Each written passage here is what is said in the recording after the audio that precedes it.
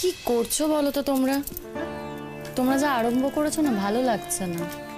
কেন না ভালো লাগার কি আছে? একটা মেয়ের জীবনে এরকম দিন কবার আসে রে? আচ্ছা বিপাশাদি, তোমার কি মনে হয় আমি পরাগকে ভালোবেসে বিয়েটা করছি? তাহলে কিসের জন্য করছিস? কিসের জন্য করছি বুঝতে পারছো না?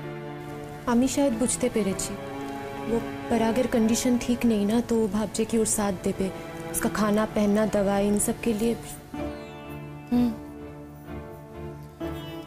মানুষটার এখন নড়ার ক্ষমতা নেই। ওই একটা সময় জীবনে যারা এসেছিল না, ওই প্রিয়াঙ্কা টিয়াঙ্কা, ওইসব মেয়েরা, এখন তো আর কেউ নেই। আর একটা সময় যে ওর সঙ্গে ছিল সেটাও আর কেউ স্বীকার করতে চাইবে না। তো এখন পরাগের না আমাকে পাশে দরকার, ওরা আমাকে চাই, আমি জানি তো সেটা। আর কতদিন বলো তো এইভাবে ওর সেবা করব, ওর পাশে থাকবো, কোনো পরিচয় ছাড়া, কোনো সম্পর্ক ছাড়া। আর পরাগও চায় জানো তো, ওর শেষ কটা দিন আমি ওর পাশে থাকি, ওর সাথে থাকি। বুঝতেই তো পারছো মানুষটা খুব বেশি দিন হয়তো আর থাকবে না। ওর যে বাকি অর্গানগুলো সেগুলো অলরেডি এফেক্টেড হতে শুরু হয়েছে, কমপ্লিকেশনও বেড়েছে। নড়ার ক্ষমতা নেই, নিজে নিজে কিছুই করতে পারে না, চাকরিতেও আর যেতে পারবে না, বাইরে কারোর সাথে মেলামেশা করতে পারবে না। তাকে আর নতুন করে কি শাস্তি দেবো বলো তো? শাস্তি দিতে হবে না, শুধু যে চাকরিটা পাচ্ছিস সেটা নিয়ে নিস। একটা বিয়ের বিনিময়ে চাকরি নেব? ওরে বাপরে বাপ, বিয়ের বিনিময় হোক যার বিনিময়ই হোক, চাকরিটা তো পরাগ করতে পারছে না, তুই চাকরিটা নিস। আচ্ছা বিপাশাদি, ভেবে বলো তো, আমি কি আমার যোগ্যতায় চাকরিটা পাচ্ছি? যোগ্যতায় হোক বা না হোক, কিছু জিনিস তো প্র্যাকটিক্যালি ভাবতে হয়, একটু ভেবে দেখিস।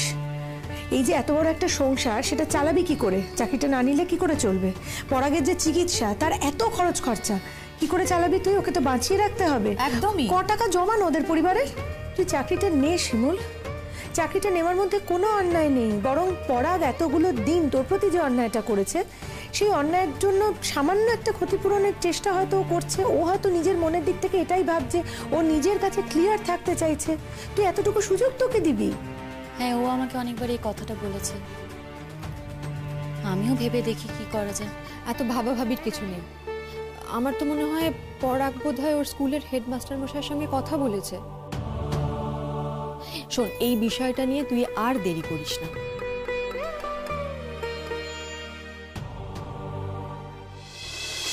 দেখি এসে মুখটা দেখি, শূন্য করে দেখি একটু। এই তো চন্দনটা শুকে গেছে স্যার, দেখো আমার ভাইকে কি সুন্দর দেখতে লাগছে, কি সুন্দর লাগছে আমার ভাইটাকে দেখতে। আমাকে কি সুন্দর দেখতে বলো। হ্যাঁ, আমার ভাইটা জানতো স্যার, ছোটবেলায় না আমাকে খুব ভালোবাসতো আমার ভাইটা, আমাকে খুবই ভালোবাসতো, আমার ভাইটাকে খুবই ভালোবাসি এখনো। তারপর যে কি হলো বড় হয়ে কে জানে। আহা পুতুল, আজকে একদম পুরনো কথা না, আজকে বিয়ের দিন না, একটা আনন্দ অনুষ্ঠান তো, আজকে শুধু আজকের কথাই হবে। ঠিক আছে ঠিক আছে। সত্যি পরাগদা, চলো চলো, আমরা তোমাকে নিয়ে যাওয়ার জন্য এসেছি। না কিন্তু আমার না আসলে খুব অস্বস্তি হচ্ছে, এই সব চন্দন টন্দন না পড়ালে কি হতো না? পরাগ, আজকে বিয়ে তো, বিয়েতে চন্দন না পড়ালে হয়? হ্যাঁ, হতে পারে তুমি পুরনো বউকে নতুন করে বিয়ে করছো, কিন্তু দিনটা যে নতুন, চন্দন তো থাকবেই, এই চন্দন মোছানো যাবে না। তীর্থদা, আসল চন্দন পরাবার দিন তো আসছে সামনে, আজকে এই চন্দনটা পরাবার খুব দরকার ছিল। কি বলছিস কি পরাগ? সত্যি তো কিছু বুঝতে পারছি না। কি হচ্ছে বলো তো পরাগ, এসব কেন বলছো? তোমার জীবনে আজকে একটা নতুন দিন শুরু হতে চলেছে, এসব কথা কেউ বলে? বাই চান্স শিমুল শুনলে ওর খারাপ লাগবে না? স্যার, ভাই কি বললো গো, কবে কি চন্দন পড়াবে, কবে চন্দন পড়াবে ওকে? হ্যাঁ, আমি কিছু বুঝতে পারছি না।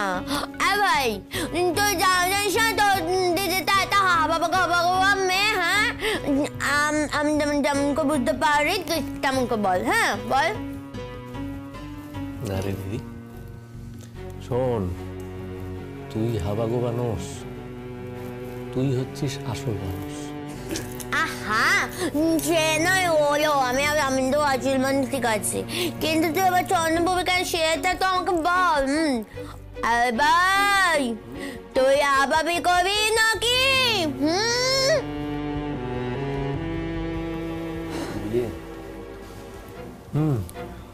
বিয়ে তো আমার হবেই। আবাবি কবে বলছো স্যার? কার সঙ্গে বিয়ে হবে বলতো? কার সাথে? মৃত্যুর সঙ্গে। পরাগ, শিমুল, शतद्रो के लिए तुम्हार बुरा লাগছে না? শতদ্রর প্রতি আমার যে খারাপ লাগা ভালো লাগা যেটা আছে না, সেটা আমার একার, আমার ভেতরের। একটা সময় স্বপ্ন ছিল জানো, ওর সাথে সংসার করব, কিন্তু না, কোনোবারই সেটা সফল হয়নি, সফল হতে গিয়েও হয়নি। তবে হ্যাঁ, এখন একটা দিকে ভালো যে ও বলেই দিয়েছে যে ওর আমার সাথে কোনো যোগাযোগ রাখবে না, ও আমার থেকে অনেকটাই দূরে সরে গেছে। এখন নিশ্চয়ই ও ভালো থাকবে, সেই জায়গা থেকে ভালো লাগছে বটে। সেটা বোধহয় শতদ্রু করতে পারবে না। আমি ওকে চিনি, দেখো এইবারও ঠিক ভালো থাকবে। আমার সাথেই তো কথা হয়েছে। এক্ষেত্রে দোষটা কিন্তু তোরই শিমুল, যা হয়েছে তোর জন্য হয়েছে, শতদ্রুর কিন্তু কোনো দোষ ছিল না। আমি কি বলেছি বিপাশা দি ওর দোষ ছিল? আমি কি একবার ওকে দোষারোপ করেছি? বলো না, আমি তো করিনি। আমি তো বলছি আমার দোষ। ও আর কি করতো, আর কতটা করতে পারতো? যা করার অনেক করেছে ও আমার জন্য। নিজের বাড়ি ছেড়েছে, বিয়ে ভেঙেছে, তা আমি কি করতে পেরেছি? আজকে পরাগের জন্য করতে গিয়ে আমি ওর জন্য কিছুই করতে পারিনি। এই জায়গা থেকে না একটা অপরাধবোধ কাজ করে, জানো তো। তবে হ্যাঁ, যবে থেকে ও আমাকে বলে দিয়েছে না যে ও আমার সাথে আর যোগাযোগ রাখতে চায় না, তবে থেকে কোথাও যেন একটা মনে শান্তি আছে। ও আবার বাড়ি ফিরে যাক, বিয়ে করুক, সুখে থাকুক, ভালো থাকুক, সেটাই আমি চাই।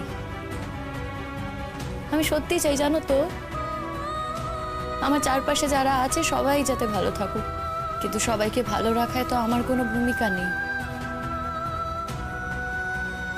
কিন্তু যারা অন্তত আছে, যাদেরকে আমি পারবো, তাদেরকে আমি ভালো রাখবো, ভালো রাখার চেষ্টা করব। আর শতদ্রু, ওর প্রতি আমার সত্যি ভালোবাসা আছে, তাই ও ভালো থাকলে আমার ভালো লাগবে।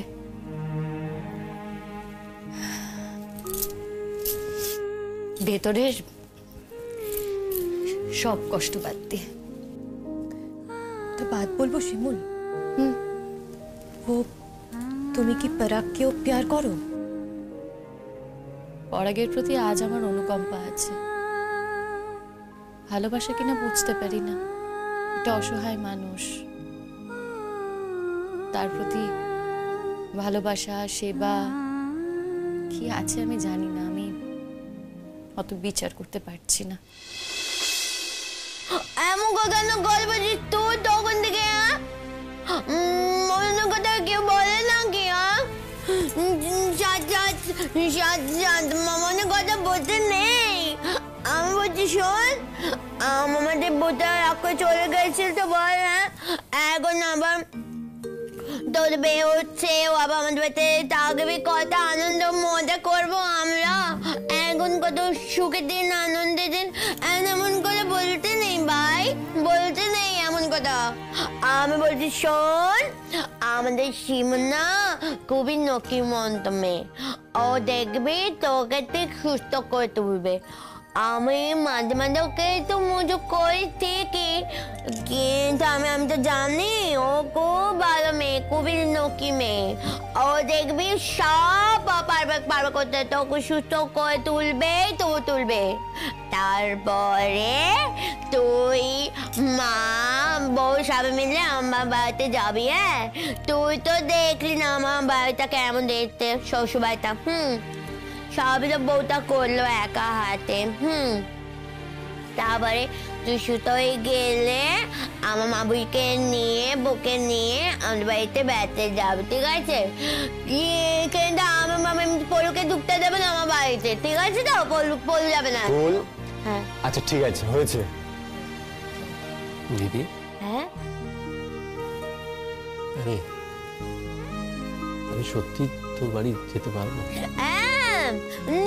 নিশ্চয় পাবে। আমি বলছি তোকে, শোন, তুই নিশ্চয় পাবে আমার বাড়ি যেতে। হ্যাঁ, আমার বাবাতে বাড়িতে একটা কতকতে আসে, জানিস তো? সে খুবই কতকতে, সে যাই হোক, সে বড় কথা নয়। হ্যাঁ, তুই আমার বাড়িতে যাবে, আমার কতকতে যাবে, তোকে কি বলবে শুনি? আমার ভাই ও আমার বাড়িতে 100 বার যেতে পারিস, 1000 বার যেতে পারিস, নকবার যেতে পারিস। ও স্যার বলো, আমার বাড়ি যাবে না? আমার বাড়িতে পারে তো, নিশ্চয়ই যাবে, গিয়ে 2 দিন থেকেও আসবে, ঠিক আছে? কি মজা, কি মজা, কি খুশি হচ্ছি আমার বাড়ি যাবে, কি মজা পেয়েছি আমার বাড়িটাকে। আমি খুবই আনন্দ পেয়েছি স্যার, আমার বাড়ি যাবে, আমার বউ যাবে, আমার মা যাবে। আর কতটাকে আমাকে দেখাতে হবে তো যে আমার লোকবার আছে। নমস্কার। বলছিলাম যে ওই আপনি বোধহয় আমাদের উকিল বাবু নাকি? আসুন ভেতরে আসুন। ছোট আসুন, বসুন। দেখুন, আজকে আমার একটা কাজ আছে, যা করার তা কিন্তু একটু তাড়াতাড়ি করতে হবে। হ্যাঁ, এক্ষুনি সব হয়ে যাবে, আমার দাদা বৌদি এক্ষুনি আসছে। দেখুন, আমরা ওকালতি করি ঠিকই, আমাদের কাছে ক্লায়েন্ট কিন্তু ঈশ্বর। এই ক্লায়েন্ট যখন আমাদের কাছে আত্মসমর্পণ করে, মানে কেসটা যখন আমাদের দেয়, তখন কিন্তু এই কেসটার জন্য আমরা সর্বস্ব দিয়ে দিই। দেখুন, যুদ্ধক্ষেত্রে যেমন সত্যি মিথ্যা বিচার করা যায় না, এক্ষেত্রে কিন্তু তাই। ক্লায়েন্টকে বাঁচানোই আমাদের প্রধান লক্ষ্য হয়ে দাঁড়ায়। সেক্ষেত্রে অনেক সময় সত্যি মিথ্যা হয়ে যায়, মিথ্যা বা সত্যি হয়ে যায়, কিন্তু আলটিমেটলি দিনের শেষে আমরা তো সবাই মানুষ, আমাদেরও তো সবার পরিবার রয়েছে। তো যখন দেখি কোনো একটা সম্পর্ক ভেঙে যাচ্ছে, একটা পরিবার ভেঙে যাচ্ছে, তখন কিন্তু আমাদের খুব দুঃখ হয়, খুব কষ্ট হয়, কারণ আমাদেরও পরিবার রয়েছে, আমাদেরও ছেলে মেয়ে আছে। আবার সেই সম্পর্ক যখন আমরা জোড়া দিয়ে দিই, যদিও সেই ঘটনা খুব কমই ঘটে, তখন যে আমাদের মনে কি আনন্দ হয় সেটা বলে বোঝাতে পারবো না। যা বলেছেন, কি জানেন তো, আমার তো ভীষণ মনে হয় যে আপনাদের সকলের আশীর্বাদে এমনটা হওয়া সম্ভব হলো। আর তাছাড়া স্বামী স্ত্রীর মধ্যে তো ভুল বোঝাবুঝি হয়, দোষ গুণ বিচারে কেউ একটু এগিয়ে থাকে, কেউ একটু পিছিয়ে থাকে। আমাদের এটা বিশ্বাস, স্বামী স্ত্রীর সম্পর্ক জন্ম জন্মান্তরের সম্পর্ক। হ্যাঁ, আজকালকার ছেলেমেয়েরা হয়তো বিশ্বাস করে না, কিন্তু আমরা ছোটবেলা থেকে এই বিশ্বাস নিয়ে বড় হয়েছি। আর দেখুন না, এখানেও সব এক হয়ে গেল। ওই সবই ঈশ্বর চেয়েছেন বলে হয়েছে, বুঝলেন? তিনি না চাইলে তো আর কিছু হতে পারে না। আপনি দাঁড়িয়ে আছেন কেন? বসুন। হ্যাঁ, ঠিক। কই গো, ও দিদি, আসবো নাকি?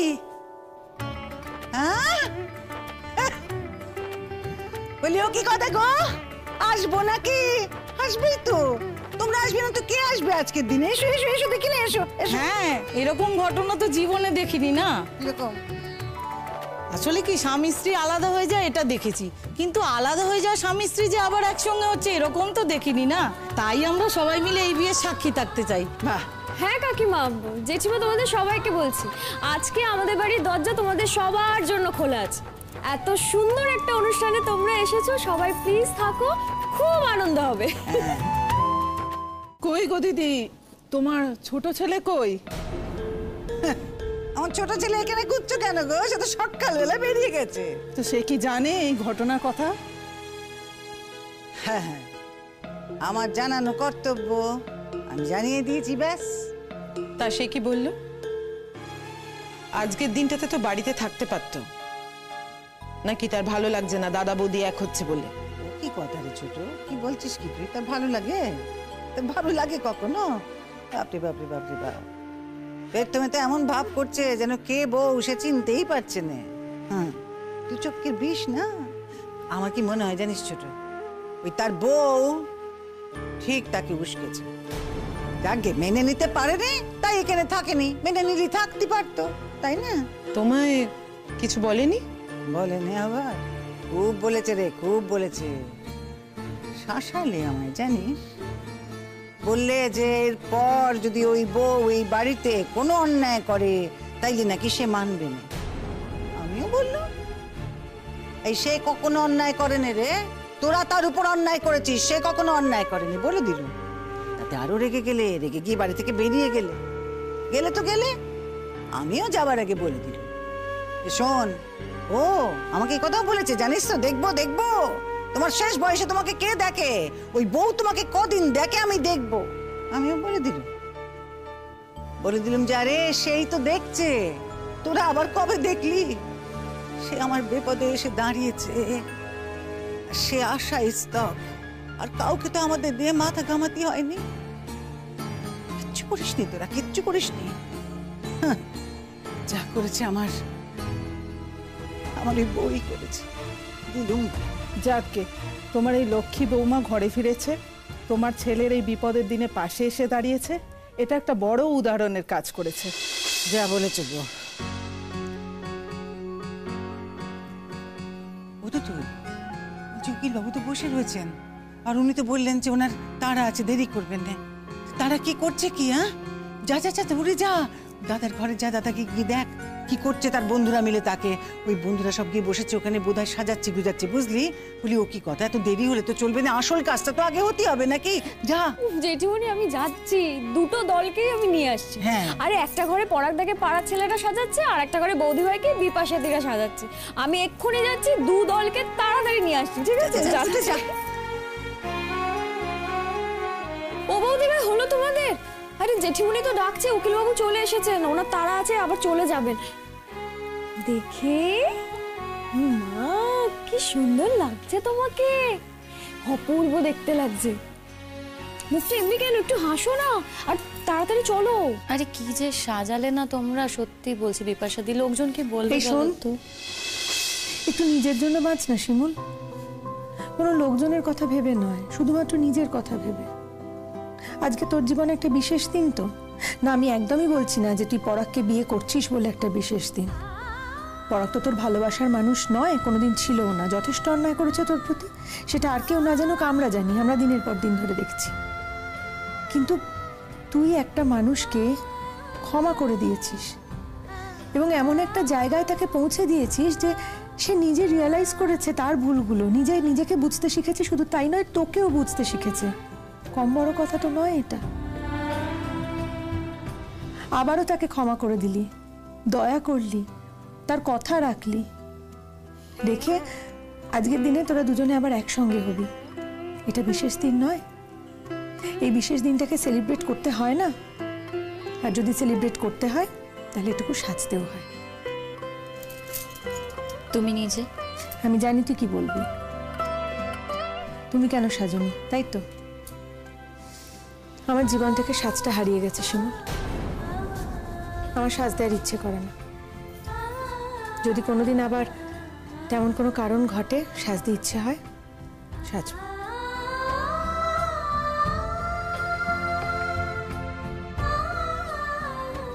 চ, দেরি করিস না, সবাই অপেক্ষা করছে। আয় তো, চল চল।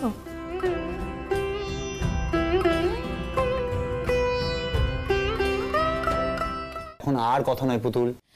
এই বড়দা ভাই, মা তোকে পাঞ্জাবি পরিয়ে দিয়েছে, চন্দন পরিয়ে দিয়েছে, কি ভালো লাগছে রে। আচ্ছা শোনো তীর্থদা, বলছি একটু শিগগিরই নিচে নিয়ে যেতে হবে গো। আমি বৌদি ভাইকেও বলে এসেছি, ওরা নিচে নেমে গেছে। আসলে কি জানো তো, ওই উকিল বাবুর একটু তাড়া আছে গো, এখানে কাজটা করে দিয়ে আবার কোথায় যাবে, সেই জন্য জেঠিমণি বললো একটু তাড়াতাড়ি নিয়ে চলো না গো। বাবা ভালো ভালো বিয়েটা হয়ে যাক, ব্যাস আর দেরি করো না, চলো চলো চলো। হ্যাঁ হ্যাঁ আসছি আসছি। ভাই তোমরা একটু এসে ধরো। হ্যাঁ হ্যাঁ এসো এসো এসো পরাগদা। আমি সোজা দাঁড়া একটু ঠিক আছে ঠিক আছে। চলো পরাগদা, আস্তে আস্তে আস্তে আস্তে আস্তে আচ্ছা আমার বাইরে আসতে হবে। কোনো চিন্তা নেই, চলো এই তো এসো আস্তে। ঠাকুর আমার বাচ্চাকে একটু ছোট করে দাও ঠাকুর, তুমি তো সব পাও কথা বলো। আমার কত সুন্দর হাতটা চড়া করতে বাবাটাকে আমাকে দেখতে পাচ্ছি না ঠাকুর, তুমি ভালো করে দাও বাবাটাকে, একটু ভালো করে দাও। দিদি, তোর ভাই আর কখনো ভালো হবে না রে। হ্যাঁ বাকি জীবনটা এইভাবে বিছানাতে শুয়েই তার কাঁদবে। তুই শুধু ঠাকুরের কাছে প্রার্থনা কর যেন শিমুল খুব ভালো থাকে। পরাগ, কেন বারবার এক কথা বলছো? কেন ঠিক হবে না? সবকিছুর তো একটা উপায় থাকে, চিকিৎসা আছে, মেডিকেল সায়েন্স এখন অনেক উন্নত। ছাড়ো ওসব কথা, চলো চলো চলো। দেখো বাপু, আস্তে আস্তে সাবধানে বসিও। আহা হা হা হা, দেখো দেখো দেখো, ষাট ষাট ষাট। ও ছোট, বস না, বস বস। ঠিক আছে বাবা, হ্যাঁ